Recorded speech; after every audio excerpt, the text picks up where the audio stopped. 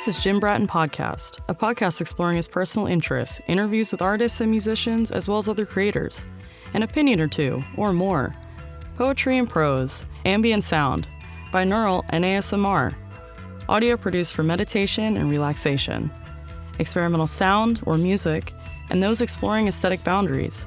You may enjoy some, or all, or none. Now, here's Jim.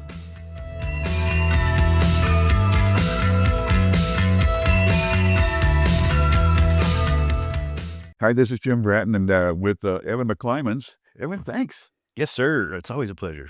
And we're at Marmo in one of their conference rooms here, and which is significant because Evan just placed his sculpture there, the Reddish Egret. Yes, sir. And a lot of coordination with Marmo and Park Board, but everybody was very excited about it, so it was real easy. And the coastal zone management guys are like masters of moving these sculptures around, so they did a really great job. And I just went out and realigned it a little bit and made sure it looked, centered and wasn't kind of just half turned funny, but it's in great shape, and I'm very proud that it's on display here at Marmo, which is a beautiful venue, and it's been here a while, and a lot of people recognize it, so it's going to get a lot of foot traffic, and I'm just excited that people get to see it. That's on the corner of 22nd and Market. Yes, sir. Not everybody may have heard the initial podcast, so tell us a little bit about Ashore and the Reddish Egret, and how all this came together. But then I want to quickly cover that, but then I want to go to what it was like to see that unveiled. Where? East Beach? Yes, sir. Tell me. So, to your first, the Ashore folks, they're all wonderful people that really have a driving passion for plastic in the ocean and bringing attention to the problems that it's causing, and in not only in the animal kingdom but in human beings as well. And so we're trying to bring a lot of attention to it so people will recognize how to be more responsible with their single-use plastics and how to start considering reusable things or multifunctional usable things. It's not hard. It just takes a certain mindset and choosing not to bring your coffee cup to get coffee. Don't get the little plastic cup, Right. It's don't ask for the plastic fork and knife in the bag if you don't have to, sometimes you just can't get away from it though, Right. It's impossible. So, working with the Park Board, who has a huge interest in keeping Galveston very clean and pristine, it was a beautiful partnership between the two of them. And, the city of Galveston, they hosted all those sculptures, and then they decided they wanted one of their own.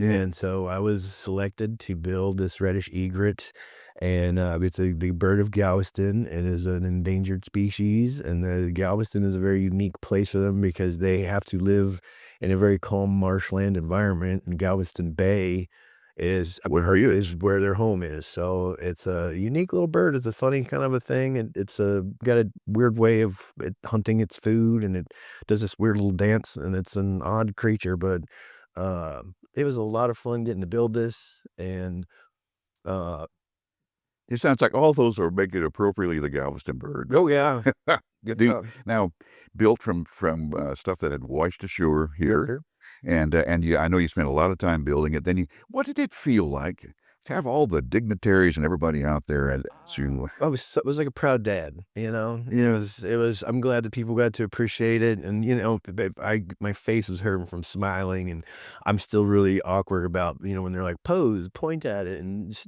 do the. Well, your stage direction. Yeah. We'll have to work on your stage direction. I already look like a thumb in pictures, so it's and it was such a neat experience watching the unveiling. The artist boat folks put on quite the event. It was they had all of the barrels that everybody got to paint, and they were even they had a barrel out there you could paint on while you were there, and they're gonna go all along seawall. And so they had drawn quite the crowd out there, and so. So you joined the fraternity, if you would, of celebrity artists. Oh my, I it's an interesting thing when people recognize you and, "Oh, you were in the paper." I got that a lot last night at the gala. I met when I met the mayor, he was like, "I read about you in the paper," and 2 city councilmen said the same thing, and I was like, "Wow." It doesn't hit you the kind of impact that, That's something like something. that who it's going to affect and who's gonna see it, who doesn't like it, and. So it's it's a humbling experience, I will say it best, but it is a privilege, and I'm loving every minute of it. About these now, this sculpture will stay in Galveston, right? Yes, sir. This one belongs But to us. Washed Ashore typically is a rotating displays that go all over the country then. Their goal, they love Galveston. Coos Bay is beautiful, but it doesn't quite have the same tourist draw. Right. We do have one of the busiest cruise ports in the world, That's and right. so the park board has done a wonderful job of managing those tourists and making sure that they have great things to do all day long. Stay in Galveston, look at the art, look at the tours, look at the beach, look at here, go to this place, and so they have really worked that out and got it, ironed and sharpened, but, they wanna move their office here. An office here. They would like to be, um kind of a training center. I would go and apprentice with their artists. I've got 2 weeks of training, so they want me to go back up there and apprentice with him, which I'm excited for. And they're great people, and Coos Bay is beautiful, and Oregon is gorgeous. But I think that Texas is a little cheaper, and because we have so much more exposure here, Right. I believe that what they're working on is getting an office started here, and of course, all things are derivatives of money. So Right we're on. waiting for some funding, and right now it's just I'm taking a break. Relax. I'm back to being self-employed, is what I said. Right. As opposed to having an ongoing project. Right. Well, I'm taking a little break. This is my first few consecutive days off in the last 6 months. Well, I know our first one. I know you're in a business that works up a sweat because Oh, it is a manually and physically demanding job. thank So you. Playing with fire in the summertime is hot. right. So it's the the welding part of the sculpture. Fortunately, I got to do all that back in February. Well, and I might mention from the exterior, and we're going to have some pictures along with the podcast, by Great. the way, of the sculpture. We'll take out in the front just a little while.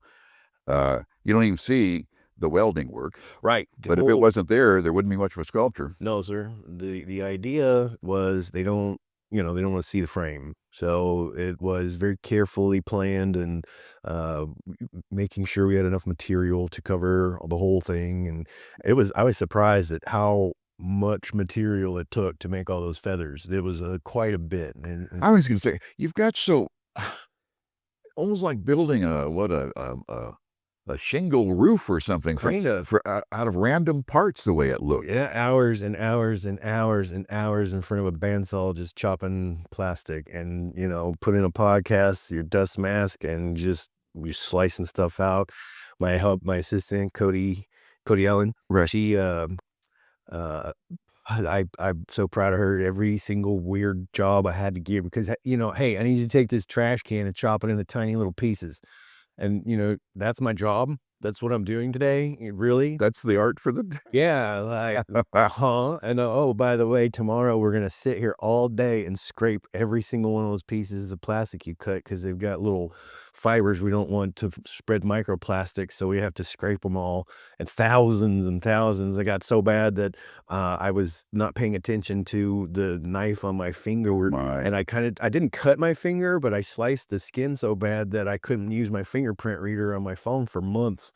And so that was a pain. I had to remember all of my passwords, and You ruined your fingerprint. oh, well, it's better now. It's finally healed back up. It works again, but man, it was a pain in the butt because I've been so used to just tapping my phone and it working. But yeah, so it was a labor of love. I'm just thinking about all these skill sets, and um, when we look closely at the sculpture, it's I don't even know how you envision how this stuff comes together.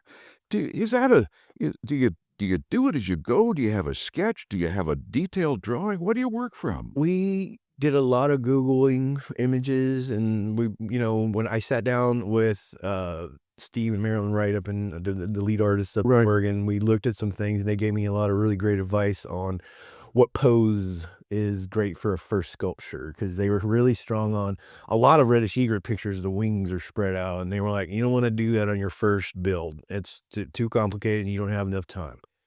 And thank God they would. So they set realistic goals Yeah, for you, or yeah. helped you. Well, they helped me understand, like, that's doable, but you need more time. You'll need more. And more of a structural study too. Like, Oh, yeah. oh man, I can. They're interesting because there's no blueprints.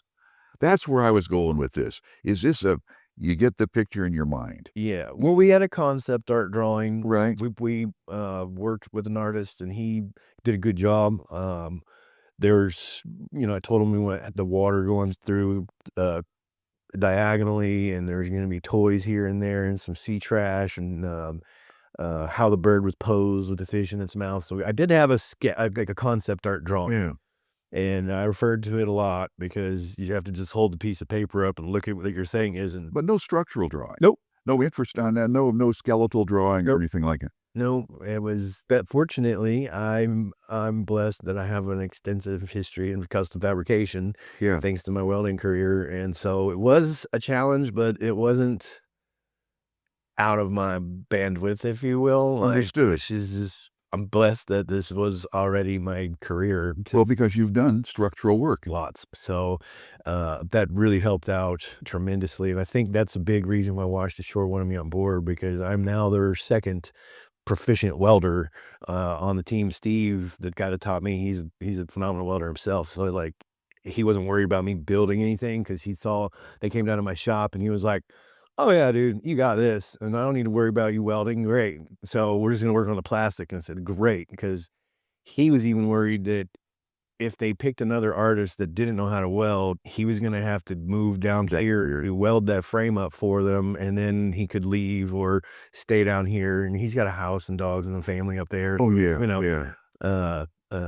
But he's a Oh, wonderful guy. You and them were a very good mix, and I can see I can sense your pride. Thank you. And it's a very comfortable pride, And Evan, we're going to show some pictures, and we'll attach them. All right. Thank you so much for taking the time Always. today. This is what a perspective on it. I appreciate it. And we'll be doing more as you do other projects. I will Okay? be on lots of things, so I appreciate that you take the time, and anybody that listens to this, thank you for tuning in, and yeah, I'm excited about the future. Good for you. Evan McClimans, thank you for your time, and this has been the Jim Bratton Podcast. Thanks, Evan. Yes, sir. This has been Jim Bratton Podcast. We hope you have enjoyed, been inspired, informed, angered, or otherwise emotionally stimulated. This is your booth announcer, Sierra Sakel.